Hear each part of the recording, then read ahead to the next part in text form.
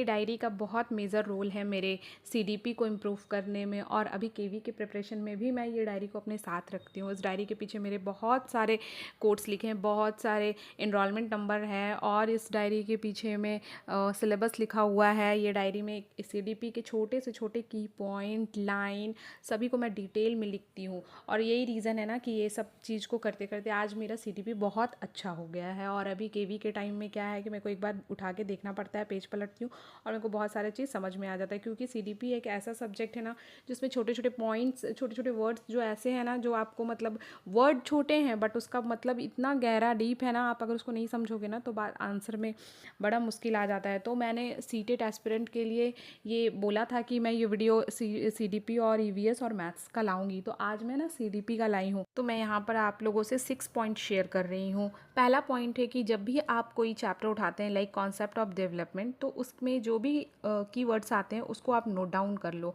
और अगर बुक्स में पढ़ रहे हो तो जो भी कीवर्ड्स है उसको अंडरलाइन कर लो। क्या लास्ट टाइम पे ये रिवीजन में बहुत हेल्प करता है। और सीडीपी में कहीं से भी पॉसिबल नहीं होता कि आप पूरे जो भी पूरे थ्योरी है उसको पूरा नोट डाउन करो, तो फिर वो कोई फ़ायदा नहीं होता है। तो आप ना कीवर्ड्स को बस नोट करो और जो इम्पॉर्टेंट लाइन है उसको मेंशन करो। और इसमें ज़्यादातर समझने के लिए ही होता है। कुछ ही चैप्टर ऐसे होते हैं जिसमें आपको कुछ डेट्स वगैरह को याद करना पड़ता है, लाइक आरटी एक्ट को, और इसमें सेक्शन वगैरह को याद करना पड़ता है। फिर सेकंड पॉइंट ये है कि आप प्रीवियस ईयर को ज़रूर से ज़रूर बनाओ। एक अगर आपकी प्रिपरेशन अभी कुछ भी नहीं है तो भी एक बार प्रीवियस ईयर उठाओ और बनाओ। उससे आपको ये पता चल जाएगा कि अभी आपको और कितनी तैयारी आपकी बाकी है और अभी आपको कितना तैयारी करना है।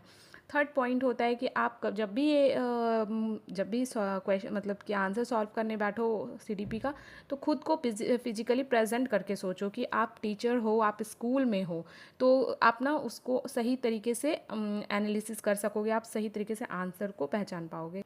फोर्थ पॉइंट है आप नेगेटिव वर्ड्स को एलिमिनेट करना सीखो। अगर आपके जो ऑप्शंस हैं उसमें जो भी नेगेटिव वर्ड्स थे, अगर आप उसको पहले ही एलिमिनेट कर दोगे ना तो आप बहुत जल्दी ही सही आंसर पर पहुंच जाओगे।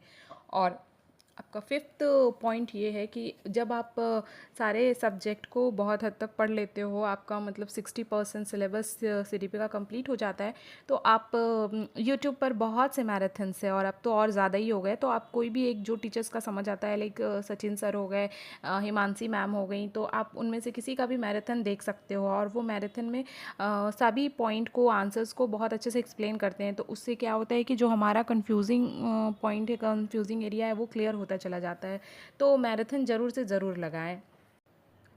एंड लास्ट सिक्स्थ पॉइंट ये है कि ये सबसे इम्पॉर्टेंट पॉइंट ये है कि आप कॉन्फिडेंट होकर थोड़ा पॉजिटिव थॉट के साथ अपना प्रिपरेशन करें।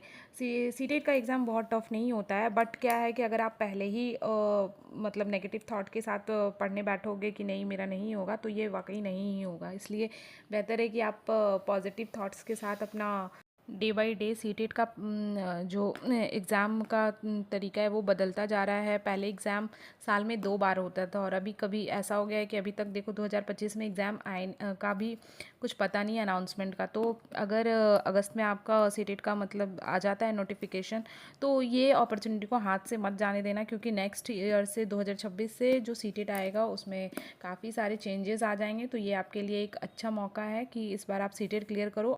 अगर मेरी वीडियो आप लोगों को अच्छी लगी हो तो मुझे कमेंट करें, लाइक करें, तो फिर मैं दूसरे और सब्जेक्ट्स की भी वीडियो लाऊंगी।